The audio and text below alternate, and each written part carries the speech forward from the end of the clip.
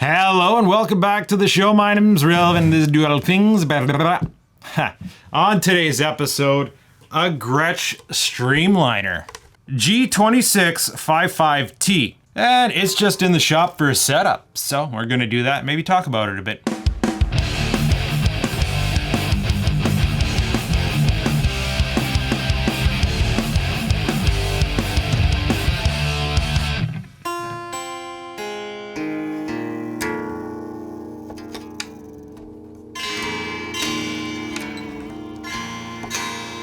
You know, it's always funny. This is another example of a high-end brand name putting out something more resembling an entry-level or affordable guitar. And like as is typical, it needs a bit of work. Much like that PRS Custom 24 I worked on and some others. You know, something I call the Jackson effect. Buddies back in the day used to buy Jacksons because they were a popular metal guitar, but we were always disappointed by them because they thought they were getting a good deal on a high-end guitar, but no, they were buying their entry-level versions and, well, they had entry-level qualities. And one thing that Gibson and Fender do right is they change their branding for the lower end guitars or the entry level or mid level guitars, Epiphone and Squire respectively. So if you buy a Gibson, you know you're getting something Gibson. Here we have a situation where, like Jackson and BC Rich, they put the same name on their mid-level guitar. And there's no real defining qualities to this. Looks like it has generic hardware for the most part, but it is a nice playing guitar. It's got stuff going for it that I suppose you would expect of a Gretsch. Just, maybe it's cooperating now, but we're having trouble getting this guy to stay into tune. And I've also noticed that this guy right here is a bit loose. Do we have a wrench on the bench? Oh, 11 mil. Come on now. This is a guitar, a newer guitar from one of my buddies' noisy indie bands. This machine's gonna get thrashed. Give it about a year or two, you won't be able to recognize it. But then they play and gig a lot, so. I'm just going through, first things first, making sure everything's tight. If this bridge is moving around, that could be one reason why it's not holding tune very well. It seems fine. They're just a touch off. Just a touch off. Set neck, we don't need to check the neck joint. This isn't gonna matter.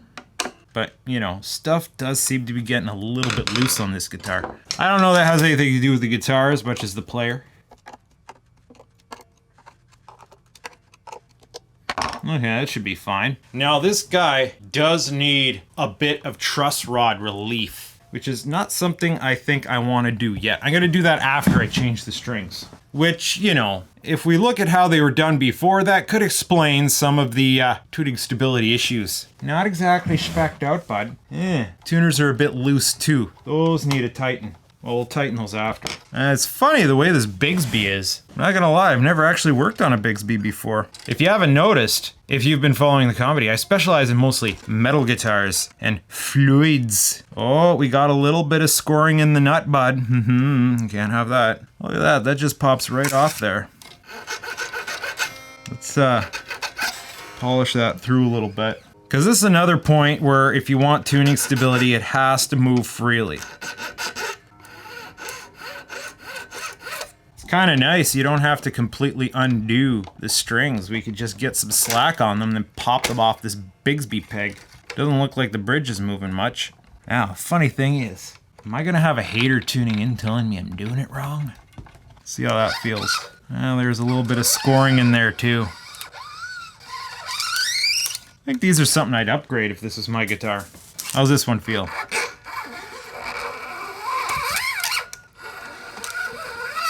They're not that bad, just needed a touch of smoothing.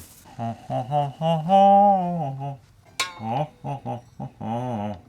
we shouldn't really have much friction with these strings.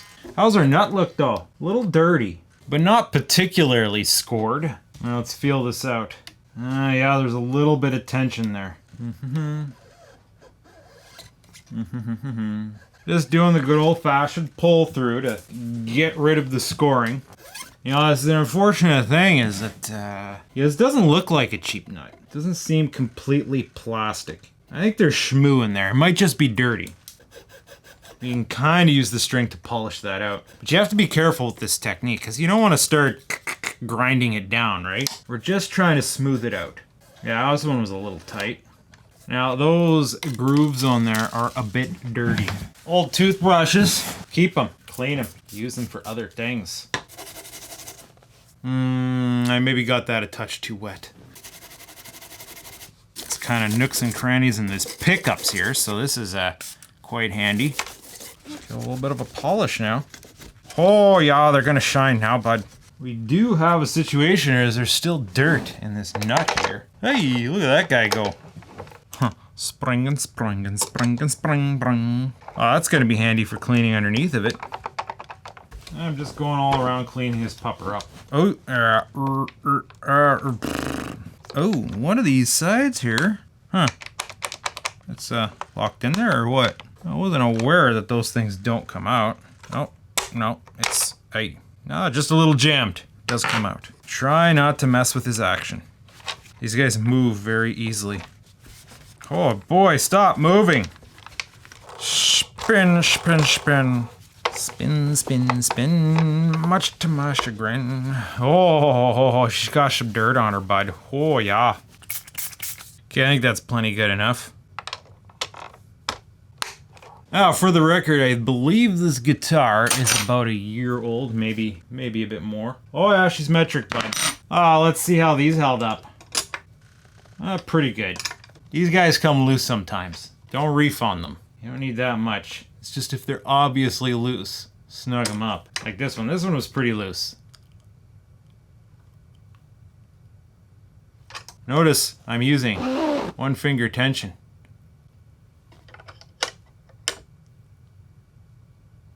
All y'all who work on aluminum machines know the importance of correct torque.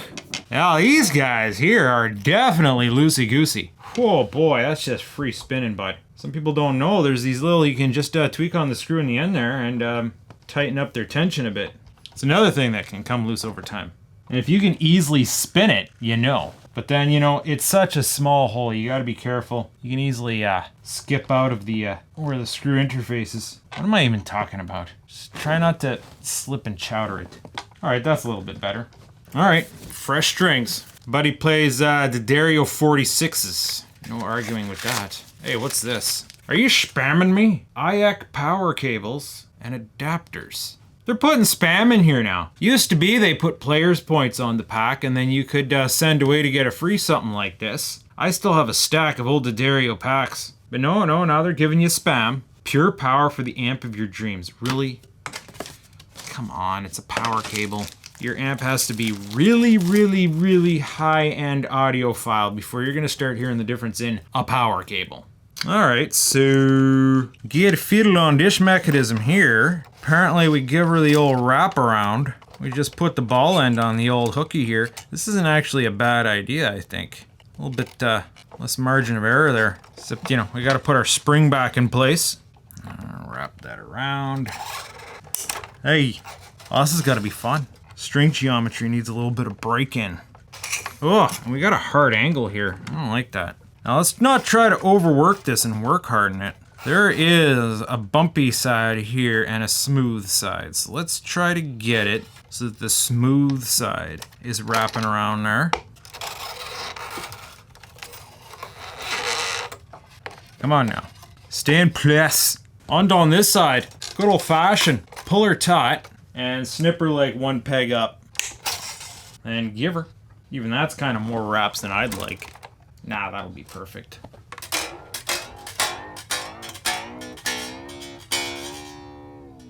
Alright, let's keep this party moving.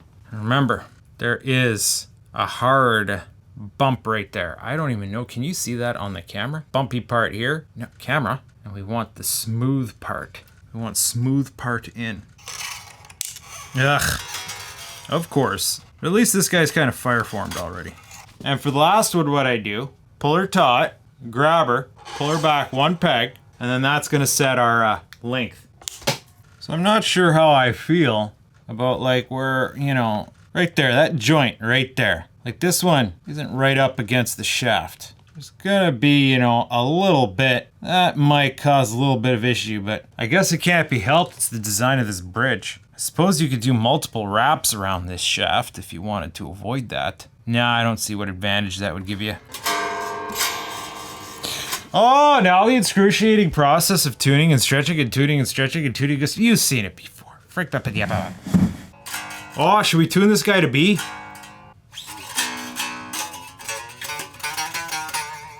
Need a bit of an action adjustment, I think. I bet you that neck is like way back. Oh yeah, that neck's freaking this way. That neck definitely needs relief. It'll get it straighter at E, but...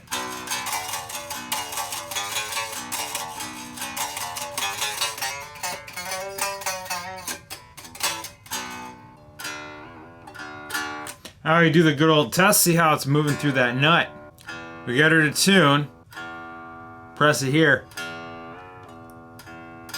Oh.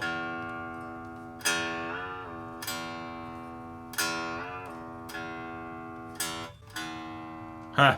Still needs some stretching. You know, we could probably like stretch them all together just with this guy here. Just go like this. Ah, that spring wants to pop out. Let's kick it normal school. Careful on the lighter strings though. They're gonna want to pop on you. At least the intonation is on this thing. That's one less thing I gotta worry about. It could use fret work. You know, I don't know if that's the stock fret job or if he's played it enough to wear on it, but like, there's some grindage there. There's some grindage there, bud. See that? Do you hear that? It's not moving freely. I had a silly idea I wanted to try for how to deal with those kinds of issues. Said idea involves wax. So what I'm hoping is if I loosen up something like a string, and I maybe wax said string, will that improve our glidance?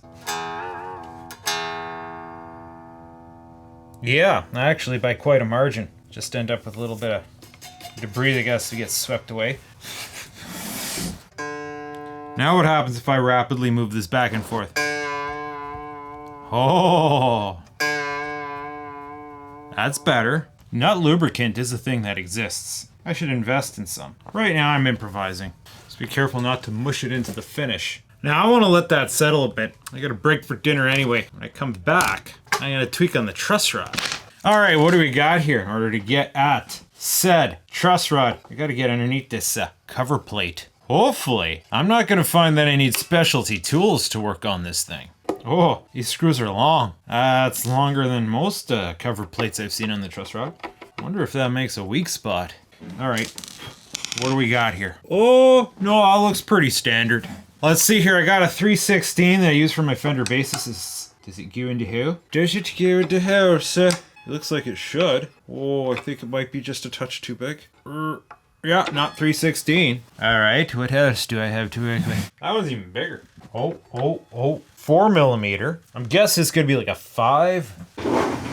Well, let's see if this is gonna work. You know, you always want well-fitted Allen keys. This one's a little loose, but if there's not a lot of tension. Oh, my lefty-loosey, righty-tighty. I keep forgetting for truss rods. It's always an adventure. Yeah, it feels like it loosened it.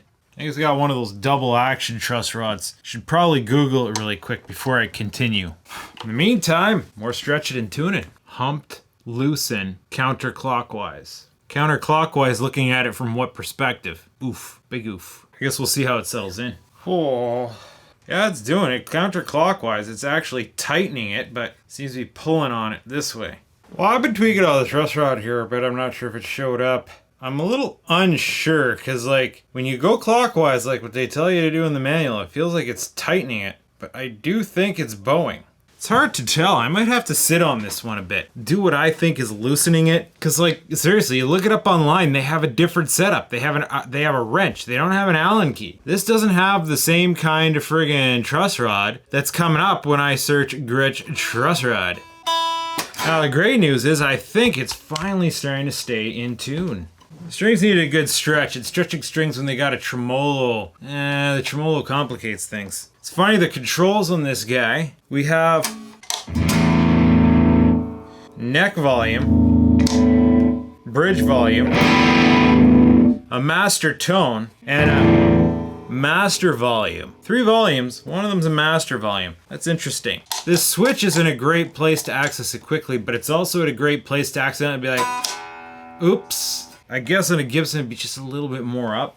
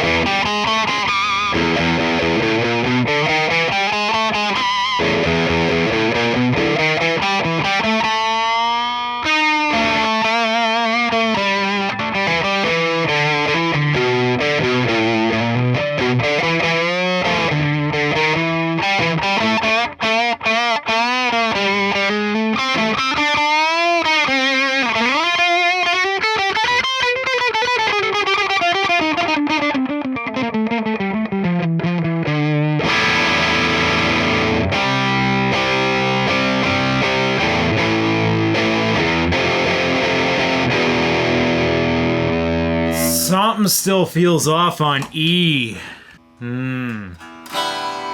Intonation's a touch off on D. Not much, just a touch.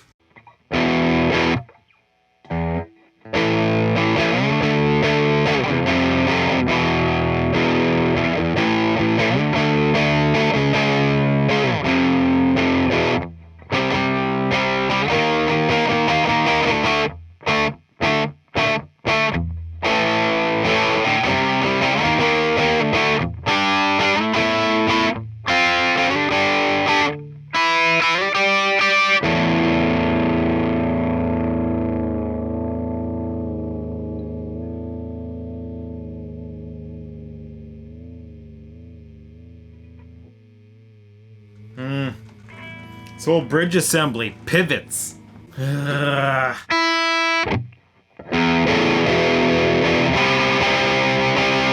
now it's out of tune. Huh. You know, I don't know that there's much I can do for this. I'm not gonna lie, I'm not used to this kind of hardware. I don't know about these styles of bridge with a friggin' tremolo system. Like, the bridge itself is waggling back and forth. Now, if the string hangs up a certain way, that can be alright, because you get some range of movement, but at some point, you end up creating problems for yourself. Either way, I'm not an expert. This isn't a how-to. This is just me working on a guitar, and I'm usually pretty good with them. Oh yeah, she went way out of tune, bud. I think this guy, if you want it to not go out of tune, is going to need some upgrades. Or at least that's what I would do to it. Throw some money at it, see what happens. But that is pretty much par for the course of guitar in this price range. It's a launch pad to upgrade. This is a nice sounding and nice playing guitar. Just, if it was me, I'd upgrade the nut and saddles. Just gotta stop things from hanging up. Also lock tuners. I just don't trust tuners that don't lock anymore. Gotten so used to Floyd's. Draw an excuse box around me, I don't care.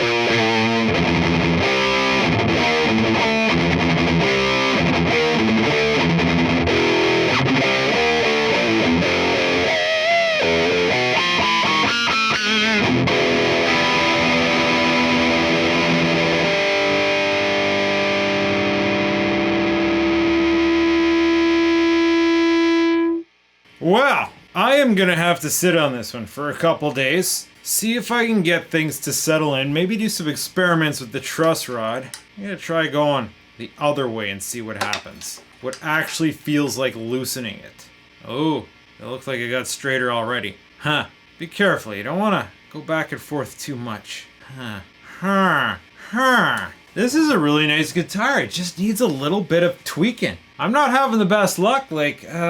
I think I've heard that Bigsby's are a bit unstable. I'm not sure. They've got to work for some people, right? Probably someone watching this video like, oh, you're doing it wrong. I gotta do it. Well, sure, leave it in the comments. Just be nice. Meantime, maybe I need to do some homework.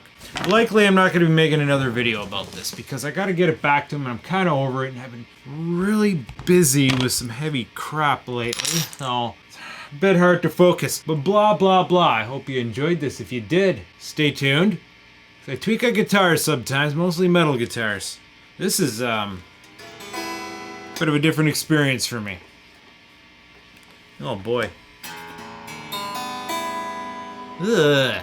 Why you no stay tuned? Oh boy.